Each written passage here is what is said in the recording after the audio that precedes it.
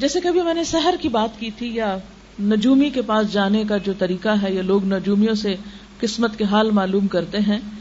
اس کے بارے میں بھی صحیح مسلم میں آتا ہے، حضرت حفصہ جو آپ صلی اللہ علیہ وسلم کی زوجہ مطہرہ ہیں،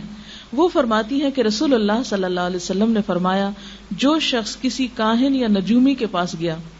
اور اس سے کوئی بات پوچھی اور اس پہ پھر یقین بھی کر لیا، تو اس کی 40 راتوں کی نمازیں قبول نہیں ہوگی، یعنی عبادات اس کی قبول نہیں ہوگی، کیونکہ اس نے اپنا ایمان خراب کیا، کیونکہ غیب کا علم اللہ کے سوا کسی کے پاس نہیں، کیونکہ جب انسان کسی سے پوچھتا ہے وہ اوٹ پٹانگ کچھ بتا دیتا ہے، انسان اس پہ خوف کھانے لگتا ہے، اور جیسے انسان سوچتا ہے پھر چیزیں ویسے ہی ہونے لگتی۔ مثلا اگر کوئی آپ کو کہہ دے کہ آج آپ کو بخار ضرور ہوگا، تو اب آپ انتظار میں بیٹھ جائیں گے کہ اچھا کس وقت ہوگا۔ عام طور پر لوگوں کی باتوں اور سوچوں کا انسان پر بہت اثر ہوتا ہے، اور اگر ایک ہی بات 2-4 لوگ کہہ دیں، مثلا اگر 2-3 لوگ آپ سے دن میں کہہ دیں کہ آپ پیلی لگ رہی ہیں، خیر تو ہے، آپ کی طبیعت ٹھیک ہے، ایک کے بعد دوسرے، دوسرے کے بعد تیسرا، تو آپ واقعی شیشہ دیکھیں گے جا کے کہ واقعی مجھے کچھ ہے، میرا خیال ہے کہ آج کچھ ہونے والا ہے، کوئی طبیعت میری واقعی خراب ہو رہی، کیونکہ عام طور پر ہم لوگوں کی باتوں سے بہت اثر قبول کرتے ہیں۔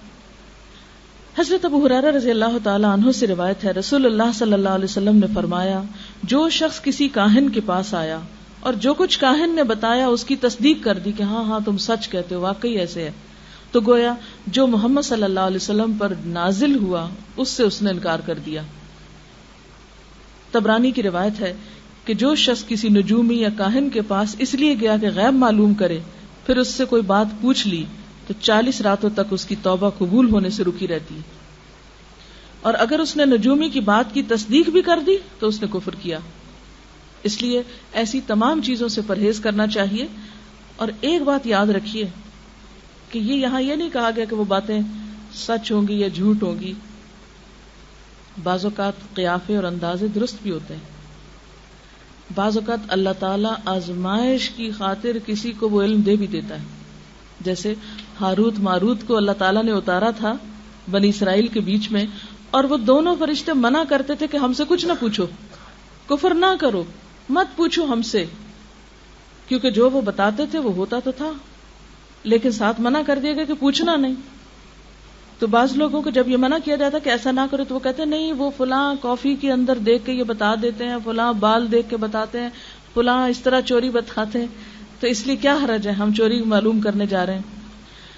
اب یہاں سوال یہ پیدا نہیں ہوتا کہ وہ ہوتا ہے کہ نہیں ہوتا، بہت ممکن ہے کہ وہ ہو بھی،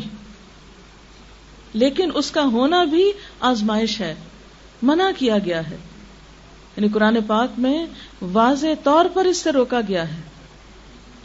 اور بنی اسرائیل جو اہل کتاب تھے وہ کیا کرتے تھے،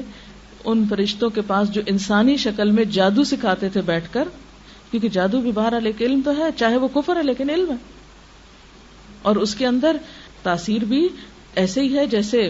جسمانی بیماریاں ہوتی ہیں، تو اسی طرح روحانی بیماریاں، جیسے مثلا کسی کو آپ گالی دیں تو اس کے اوپر برا اثر پڑتا ہے، تو اسی طرح کچھ کلام ایسے ہوتے ہیں کہ وہ انسان کے اوپر اثر انداز ہوتے ہیں، لیکن ہمیں اس سے روکا گیا۔ اور مثلا آپ دیکھیں کہ چھری کا استعمال اچھا بھی اور برا بھی ہے، چھری سے آپ کسی انسان کو بھی ذبح کر سکتے، چھری سے بکرا بھی ذبح ہوتا ہے، اگر چھری نہ ہو تو بہت سے کام رک جائیں ہمارے، لیکن چھری کا ہونے کا یہ مطلب تو نہیں کہ اس سے نعوذ باللہ ہم انسانوں کے گلے کاٹیں، اس کی تو ہمیں اجازت نہیں۔ تو اسی طرح کلام تو ہوتے ہیں لیکن ہمیں اس کی اجازت نہیں کہ ہم ان کو مس یوز کریں۔ بہت سے لوگ نعوذ باللہ قرآن پاک الٹا لکھ لکھ کے تو جادو کر رہے ہوتے ہیں تاکہ ان کے اوپر الٹا اثر ہو۔ ایسی چیزیں تو اپنی جگہ ہیں، لیکن ہمیں ان چیزوں کے پاس پھٹکنے سے منع کیا گیا۔ بعض لوگ کہتے ہیں نا آ کے بڑی حجت دلیل سے، ہم فلاں کے پاس گئے، اس نے تو حرف بحرف سچ بتا دیا جو کچھ ہمارے پاس گزرا۔ ہو سکتا ہے بتا دیا ہو سکتا ہے اس کو اللہ نے کوئی ایسا علم دیا ہو، کوئی الہام ہوتا ہو، کوئی کچھ ہوتا ہو، لیکن ہمیں منع کیا کہ خواہ تمہیں پتا ہو، خواہ کوئی سچ ہی بتاتا ہو، پھر بھی نہیں جا سکتے اس کے پاس، کیونکہ ہو سکتا ہے کوئی ایک سچ بتاتا اور 10 جھوٹ بتاتے ہو،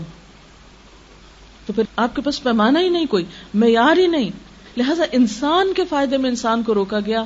نہ جادو کے پاس پٹکو، نہ نجومیوں سے ہاتھ دکھاؤ، نہ ہی کسی اور قیافہ شناسوں کے پاس جاؤ، نہ بدفالی، نہ پرندے اڑا کے، نہ ہی کسی آواز، کسی مہینے، کسی تاریخ اور کسی دن اور کسی ہیرے کو اور کسی خاص رنگ کو اپنے لیے منحوس یا قسمت کا سبب سمجھو۔ کیونکہ بعض لوگ کہتے ہیں ہم کالا رنگ نہیں پہنتے کیونکہ ہمیں سوٹ نہیں کرتا۔ بھئی کیوں نہیں سوٹ کرتا؟ ہاں اب کالے رنگ کے تو بال بھی ہمارے سر پہ اور بھویں بھی ہیں اور آنکھوں پہ بھی بال لگے ہوئے، تو پھر سب اٹھوا دو. اگر کالا رنگ ہی آپ کو سوٹ نہیں کرتا تو یہ سب کچھ اتروا دو، پھر جو بھی کالا نشان ہے منہ پہ یا جسم پہ. اسی طرح بعض لوگ سفید رنگ نہیں پہنتے کہ نہیں ہم شادی پہ نہیں سفید پہن سکتے، فلاں دن نہیں پہن سکتے. یہ سب چیزیں ہم نے خود گھڑ لی. نہ رنگوں سے قسمت کا تعلق ہے کوئی، نہ دنوں سے، نہ وقت سے، نہ انسانوں سے، نہ جانوروں سے، نہ مہینوں سے، نہ سالوں سے، نہ دن سے، نہ رات سے، کسی چیز سے نہیں. ساری کی ساری بھلائی صرف اللہ کے ہاتھ میں ہے، اور یہ ہمارے ایمان کا حصہ ہے. اور اگر ہم یہ سمجھتے ہیں کہ نہیں کچھ بھلائی کسی اور کے ہاتھ میں، یا شر کا بھی سارا اختیار اس کے ہاتھ میں ہے، من شر ما خلق آتا ہے نا، جو شر اس نے پیدا کیا اور اسی کے اختیار میں، جس کو جتنا چاہے کچھ لگا دے، یہ اسی کی طرف سے ہوتا ہے. ورنہ تو آپ دیکھیں ہم کہتے ہیں فلاں سے مجھے بیماری لگی، اس سے اس کو لگی، ٹھیک ہے وہ اچھوت کی بیماریاں ہیں، منع کیا گیا ہے کہ آپ بیمار کے پاس گھس کے مت بیٹھیں، لیکن یہ کہنا کہ فلاں نے مجھے بیمار کیا، یہ لفظ غلط ہے. اس سے آپ دیکھیں نا دوسرے غمگین بھی تو ہوتے ہیں نا. لوگ پھر اپنے آپ کو ایک آؤٹ کاسٹ سمجھتے ہیں. اب فلاں کو کہاں سے لگی؟ آپ کرتے جاؤ اس کو، اس سے تو پہلے کو کدھر سے لگی تھی؟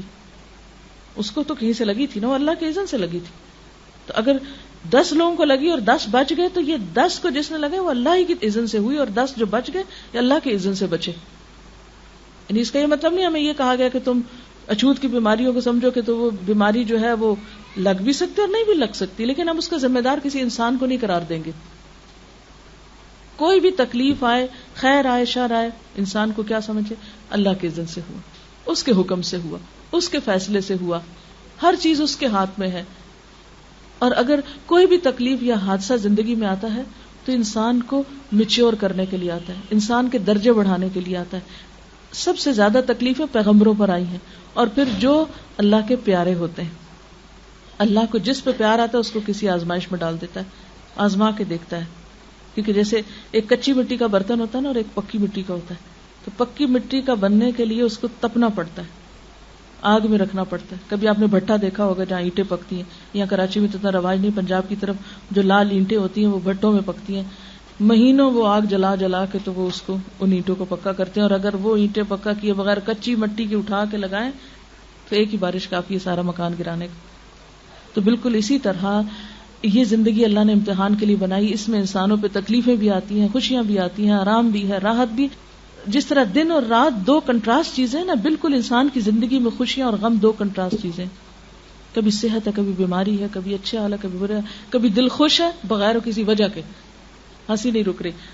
بے وجہ ہنسنا شروع کے تو ہنستے تھے، اور کبھی دل اداس ہے بغیر کسی وجہ کے. کیونکہ قرآن میں آتا ہے ہوا اضحک و ابکا، اس نے ہنسایا اور اس نے رلایا. خوشی، غم، صحت، بیماری، مال و دولت، فقر، غریبی، یہ سب اس کے اذن سے ہوتا ہے. وہ جس کو چاہے نوازتا ہے، جس کو چاہے روک دیتا ہے. لہٰذا ان چیزوں کے پیچھے پڑنا جو ہے یہ درست نہیں.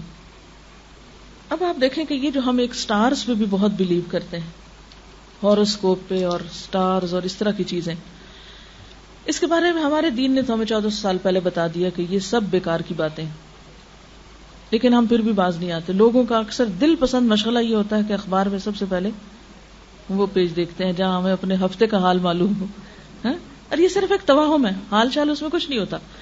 یہ میرے سامنے ایک اخبار کی کٹنگ ہے، اس کو پڑھ کے سناتی ہوں. اس میں لکھا ہے سائنسدانوں نے بالآخر 40 سال کی سائنسی تحقیق کے بعد ثابت کر دیا کہ علم فلکیات محض فریب اور دھوکے کے سوا کچھ نہیں. ایسٹرالوجی جو ہے محض دھوکا ہے،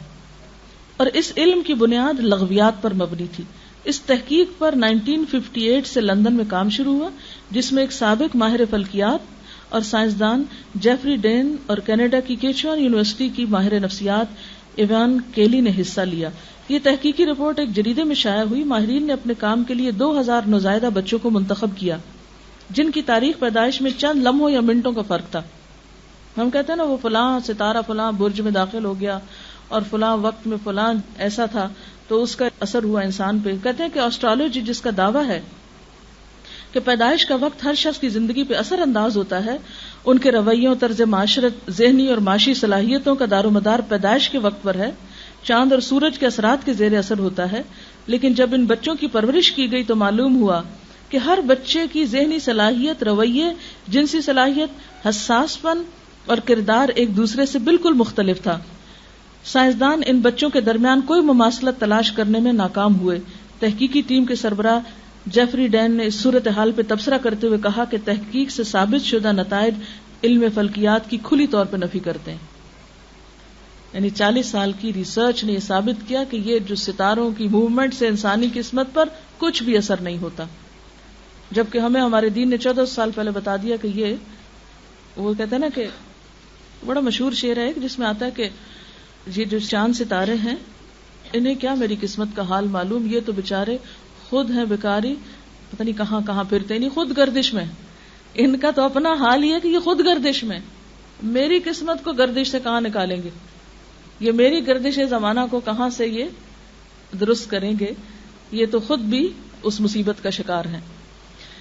اسی طرح یہ سمجھنا کہ فلاں ستارے کی وجہ سے بارش ہوئی یا فلاں اس کی، یعنی یہ کہنا کہ ہاں ہواؤں کا رخ یہ تھا تو بارش آئی، یہ تو ایک سائنٹیفک فیکٹ ہے۔ اللہ تعالیٰ قرآن پاک میں فرماتے ہیں کہ ہوائیں بادل اٹھاتی ہیں اور پھر خاص زمین پہ اللہ کے اذن سے جا کے برساتی ہیں، لیکن اگر یہ سمجھا جائے کہ فلاں ستارہ طلوع ہوا یا اس کی وجہ سے یہ بارش ہوئی، تو حضرت زید بن خالد سے روایت ہے کہ آپ نے ہمیں حدیبیہ میں صبح کی نماز پڑھائی، اور یہ واقعہ بارش کے بعد کا ہے جو رات کو ہوئی تھی۔ جب آپ نماز سے فارغ ہوئے تو لوگوں کی طرف متوجہ ہوئے اور فرمایا، کیا تم جانتے ہو تمہارے رب نے کیا کہا؟